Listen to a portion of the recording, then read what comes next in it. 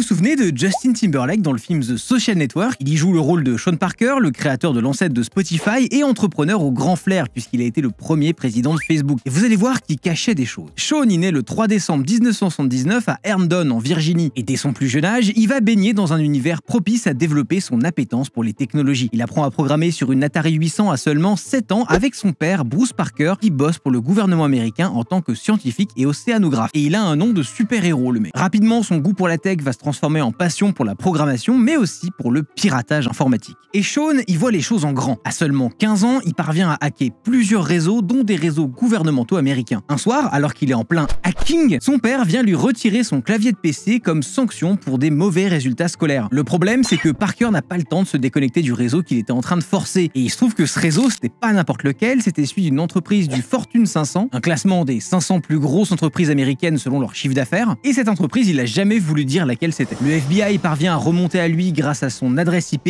et comme il était mineur à l'époque, il sera condamné qu'à des travaux d'intérêt généraux. Et pour la petite histoire, Sean, il affirme que quand il arrivait à hacker les systèmes, il alertait les administrateurs à partir de sa propre adresse email pour leur faire un petit rapport des vulnérabilités qu'il avait trouvées. De pirate à bon samaritain, il n'y a qu'un pas. Sean Parker, c'est un petit génie autodidacte. À la fin du lycée, il se faisait pas moins de 80 000 $ par an avec des projets divers et variés. Contre la volonté de ses parents, il refuse de s'inscrire à l'université, persuadé qu'il n'en a pas besoin pour s'en sortir dans la vie. Et on peut comprendre, surtout quand on sait qu'entre-temps, le petit Sean s'est fait offrir un poste par la CIA. Mais c'est dans une start-up du nom de Freeloader qu'il décidera de faire sa première expérience professionnelle avec pour boss nul autre que Mark Pincus, le futur PDG de Zynga, une entreprise qui développe des widgets interactifs pour les réseaux sociaux et qui ont aussi fait plein de Candy Crush, le jeu e-sport préféré de tous les gens de plus de 50 ans. Sa fougue entrepreneuriale commence peu de temps après avec sa première tentative de création d'entreprise, un cabinet de conseil en sécurité appelé Crosswalk, qui se solde par un échec. Loin de se dégonfler pour autant, Parker mène une levée de fonds de 50 000 $ et lance le 1er juin 99 l'entreprise qui va changer son destin. Et au passage, le destin de l'industrie musicale tout entière, j'ai nommé Napster. Et il a seulement 19 ans à l'époque.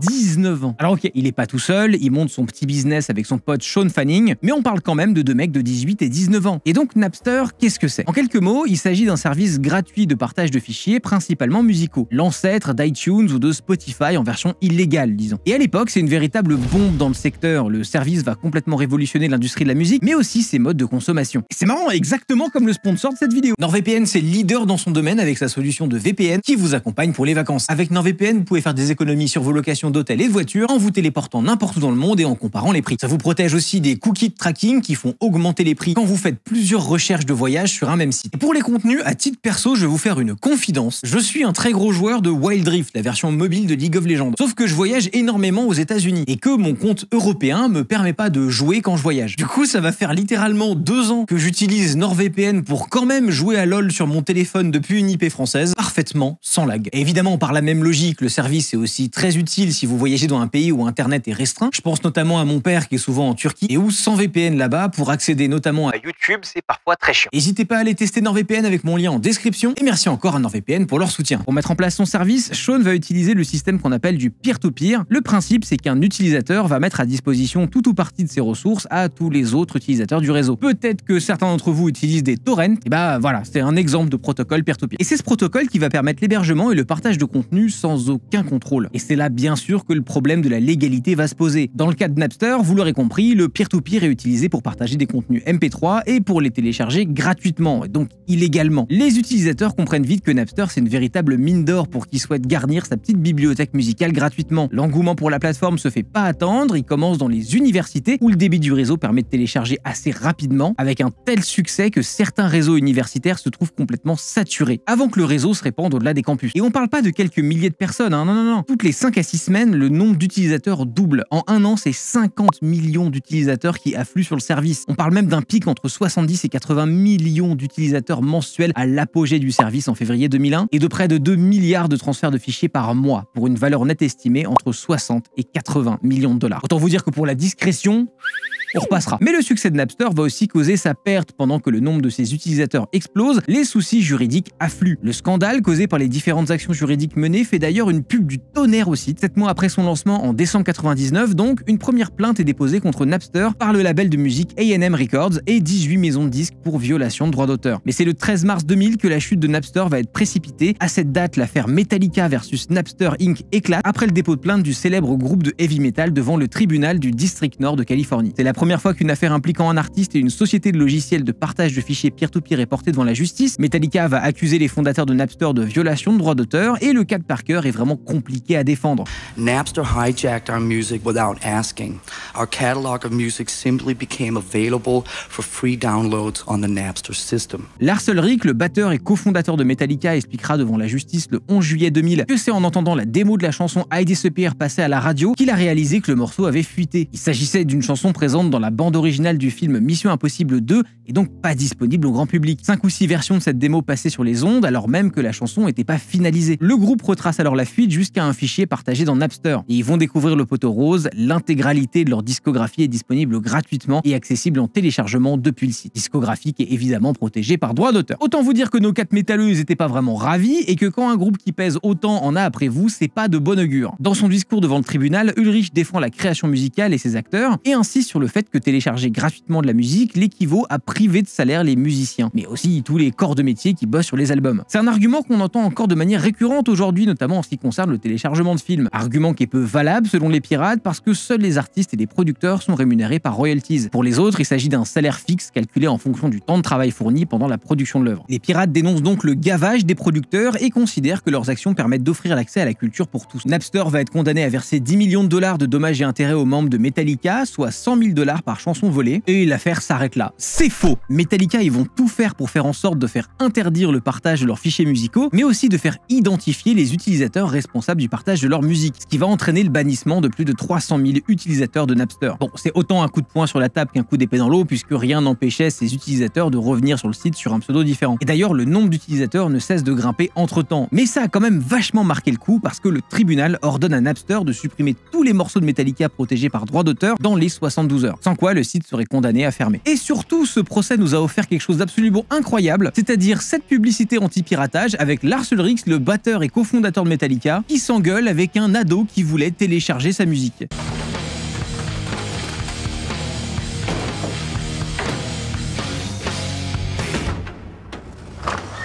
Hey Bobby, some crazy roadies just stole my car. Not the Pinto! Napster. Sharing's only fun when it's not your stuff. Un classique. Ce procès, il va faire couler beaucoup d'encre et il va pousser de nombreux autres artistes et maisons de disques à poursuivre Napster, dont Dr. Dre, qui provoquera le bannissement de plus de 230 000 utilisateurs supplémentaires. Mais finalement, ça représente encore une fois qu'une goutte d'eau dans l'océan de ce qu'est devenu Napster. Fin 2000, Bertelsmann, une des plus grosses entreprises d'édition musicale au monde, qui avait engagé des poursuites judiciaires contre Napster, va verser plus de 90 millions de dollars au site de téléchargement. Très clairement, les gars ont senti que le vent avait tourné et que le futur, ce serait pas dans les CD. En faisant ça, ils espéraient sauver le système et le rendre légal et payant. Pour ce faire, Napster devait s'engager à bloquer le partage de la musique de tout artiste s'opposant à ce partage et à fonctionner sur un principe d'adhésion qui garantirait la rémunération des artistes. Un modèle finalement assez similaire à ce qu'on a aujourd'hui avec Spotify. L'argent injecté par Bertelsmann devait permettre de financer les changements du site et en échange de ce financement, il devait toucher une participation dans les résultats de Napster. Un compromis qui est plutôt honnête d'un point de vue extérieur. Sous ces conditions, Bertelsmann abandonnerait les poursuites judiciaires et mettrait à disposition de Napster son catalogue musical. Mais Napster ne parviendra jamais à ressortir la tête de l'eau et le 5 mars 2001, la Cour ordonne à Napster de fermer. Le 11 juillet 2001, tout le réseau cesse de fonctionner et en septembre 2002, le service est forcé de céder ses actifs après que son rachat par Bertelsmann a été interdit par la justice pour cause de conflit d'intérêts. Mais c'est intéressant de noter que certains artistes ont vu en Napster non pas une menace, mais un nouveau moyen de promouvoir leur musique. Napster a ainsi signé un contrat avec le groupe Limp Bizkit. Le site de téléchargement sponsorisait leur tournée de 23 concerts gratuits en 2000 contre 1,8 million de dollars. Pour les musiciens, c'est aussi une manière de soutenir Napster qui se trouve dans la tourmente juridique à ce moment-là. Parce que oui, il y avait aussi partie des musiciens pro-Napster. Le site a reçu le soutien de plusieurs artistes pendant sa courte vie, avec pour argument le fait que l'accès gratuit à la musique permettrait dans un sens aux groupes de se faire connaître et de faire connaître leur musique, et aux utilisateurs d'étoffer leurs goûts musicaux, qui aurait un impact positif sur les ventes derrière. Ou encore que les férus de musique qui téléchargeraient en masse sur Napster seraient plus susceptibles d'augmenter leurs dépenses musicales que les personnes qui n'utilisaient pas ce service. Napster aura ouvert la voie à des dizaines et des dizaines de sites de téléchargement illégaux qui poursuivront le même type d'activité après la fermeture du service. Bearshare, Gnutella ou encore BitTorrent. Au fur et à mesure, ces sites deviendront de plus en plus difficiles à détecter pour les autorités. Et quand bien même un d'entre eux se retrouve à fermer, d'autres ouvrent en parallèle, enfin bref, c'est interminable. Parker, lui, il ressort fauché de cette expérience entrepreneuriale et pendant les 6 mois qui suivent, il a plus de logement et il squatte chez des potes 2 semaines par-ci, 2 semaines par-là. Sa petite amie de l'époque lui conseille même d'abandonner et de prendre un job à Starbucks. Mais Parker, il sait ce qu'il veut et il continue de s'accrocher à ses projets. Sa détermination finit par payer parce que son aventure aussi tumultueuse que fulgurante chez Napster lui aura permis de se faire un nom dans la Silicon Valley. Un nom controversé certes, mais un nom tout de même. En 2002, Sean remet le pied à l'étrier avec la création du réseau social Plaxo, l'un des premiers outils de réseautage social, une sorte d'annuaire dont le but était de tenir son carnet d'adresses à jour. C'est le résultat de ces mois de réflexion autour de l'idée selon laquelle les carnets d'adresses électroniques sont devenus obsolètes et qu'il doit exister un moyen technologique de les réinventer et d'aller plus loin. Plaxo est le premier produit à intégrer la composante virale des réseaux sociaux. Quand un utilisateur s'inscrivait, un mail était envoyé à l'ensemble de ses contacts pour qu'ils s'inscrivent à leur tour sur leur site. Du coup, ils s'inscrivaient, ça envoyait encore un mail à tous leurs contacts et ainsi de suite. De cette façon, le site accumule bientôt 20 millions d'utilisateurs et la création de Plaxo permet d'entrevoir pour la première fois l'immense potentiel de la propagation digitale. Mais ce serait trop beau pour être vrai, les choses vont pas se passer comme prévu pour Sean, évidemment. Et son rêve va bientôt tourner au cauchemar, parce qu'il va être évincé de sa propre boîte à peine 2 ans après la création par les actionnaires de la société. Alors là, il y a 2 versions qui s'opposent dans l'histoire. Celle de Sean, tout d'abord, qui accuse Ram Shriram, un ancien de Google, recruté chez Plaxo pour aider à la gestion de l'entreprise, d'avoir tout fait pour le pousser vers la sortie et le ruiner au passage. Et l'autre son de cloche qui provient des cofondateurs de l'entreprise Todd Masonis et Cameron Ring, qui décrivent eux une situation dans laquelle Sean Parker était trop souvent absent et montrait aucun sérieux quand il daignait se pointer. C'est pas une accusation déconnante quand on se penche sur le mode de vie de Parker. Il vit une vie de rockstar, une vie souvent nocturne, qui le pousse à dormir le jour et à louper beaucoup de ses rendez-vous. Il est aussi dispersé que brillant, et son départ va être chaotique. Un enquêteur privé aurait été engagé par les cofondateurs pour trouver des preuves pour pousser Parker vers la porte de sortie. Ils en pouvaient plus. Mais c'est allé très loin, apparemment il y a eu des fausses allégations qui auraient été prononcées contre lui, enfin un bordel. Il se retrouve complètement esseulé, trahi par ceux qu'il considérait comme ses amis, et c'est un épisode traumatisant pour lui, ce qui laissera pas mal de traces. Dégoûté, il préfère lâcher l'affaire et abandonner définitivement sa bataille pour Plaxo. Son appétence pour ce qu'on appellera plus tard les réseaux sociaux l'amène à être brièvement conseillé pour l'infortuné précurseur de Facebook, Friendster. Et si le service est un échec, Parker y flaire une opportunité. La révélation arrive avec la découverte de Facebook qui va être un véritable électrochoc pour lui. L'histoire elle est racontée de manière plus ou moins exacte dans le fameux film The Social Network de David Fincher, et si vous l'avez vu, vous vous en souvenez forcément, hein, c'est Justin Timberlake qui joue le rôle de Sean Parker. Déterminé à faire partie de cette aventure dont il capte déjà le potentiel, il envoie un mail sur l'adresse générique de Facebook et quelques jours plus tard, il rencontre Mark Zuckerberg et Eduardo Severin, 2 des cofondateurs du réseau social. À ce moment-là, on est au printemps 2004, à l'époque Facebook se cantonnait au campus d'université, un terrain de jeu idéal pour lancer un réseau social, et peu de temps après, Sean Parker déménage dans la maison louée par les créateurs de Facebook. Il se concentre plus que jamais sur ce nouveau projet, il y croit à fond, parfois plus que Zuckerberg lui-même d'ailleurs, et à seulement 24 ans, il va devenir le premier président de Facebook, alors que l'entreprise n'a que 5 mois. Et financièrement, c'est le plan de sa vie, parce que ce statut, il lui accorde pas n'importe quoi, le gros, il a 7% des parts de Facebook, et c'est cette source de revenus qui contribuera majoritairement à faire de lui le milliardaire qu'il est aujourd'hui. Mark Zuckerberg dira de Parker, Sean a joué un rôle central en aidant Facebook à se transformer d'un projet universitaire en une véritable entreprise. Et peut-être plus important encore, Sean a aidé à garantir que toute personne intéressée à investir dans Facebook n'achetait pas seulement une entreprise, mais aussi une vision de rendre le monde plus ouvert grâce au partage. On doit à Parker l'apparence minimaliste de Facebook, le flux continu de news, la facilité d'ajout d'amis ou encore la fonction de partage de photos. Il a également attiré pas mal d'investisseurs dont Peter Thiel, l'un des fondateurs de PayPal, mais surtout il a donné à Facebook une structure d'entreprise qui a permis par la suite à Zuckerberg de maintenir un contrôle continu et complet sur sa compagnie. Traumatisé par son expérience chez Plaxo, Parker a tout fait pour que la même chose n'arrive pas à Mark. Pour ce faire, il va négocier pour Zuckerberg une condition surréaliste pour une startup de ce genre, le contrôle absolu de l'entreprise. Et c'est grâce à ça que Facebook n'a pas été vendu dans les années qui ont suivi, malgré les tentatives de Yahoo et de Microsoft. Mais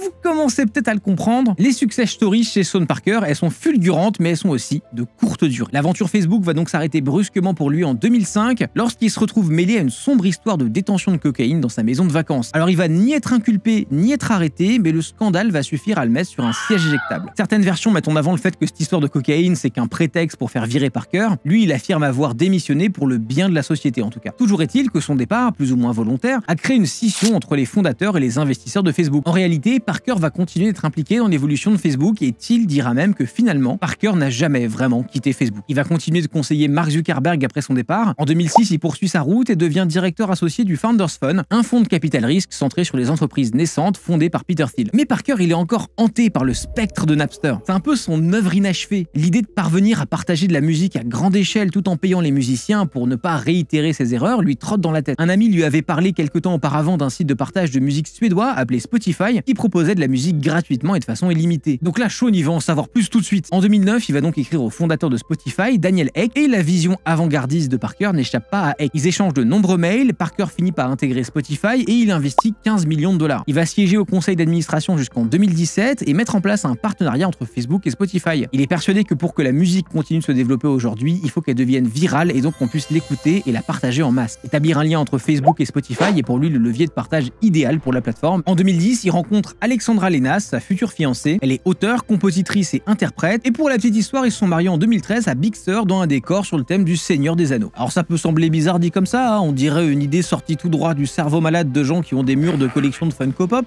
Mais quand on est milliardaire, le rendu est pas vraiment le même que quand on l'est pas. Hein, ça a de la gueule. Les gars ont fait construire des ponts, des chutes d'eau, des étangs. C'est un plateau de tournage, le truc, c'est incroyable. Tout ça pour la modique somme de 10 millions de dollars et sans aucune autorisation pour le faire. Enfin bref, un mariage modeste quoi. Petite déception quand même, ils ont pas joué le jeu jusqu'au bout en portant des oreilles en silicone à la con là, c'est dommage. Bref, parenthèse people fermée. Fin 2017, gros changement d'ambiance, il dénonce l'exploitation de la vulnérabilité humaine par Facebook et les effets néfastes qu'il a sur les plus jeunes. Il va reprocher au réseau social d'être devenu un outil de validation sociale, énorme retournement de chemise. En 2022, Sean figurait encore dans la liste des hommes et femmes les plus riches de la planète, en 1096e place avec une fortune estimée à plus de 3 milliards de dollars. Avec un tel parcours, Sean Parker est aujourd'hui considéré comme l'une des personnes les plus marquantes de l'histoire du streaming et plus globalement d'internet. Et si t'es branché vidéo de génie milliardaire, t'invite à découvrir celle sur la face cachée de l'homme le plus riche du monde qu'on compare souvent à Iron Man et j'ai cité Elon Musk.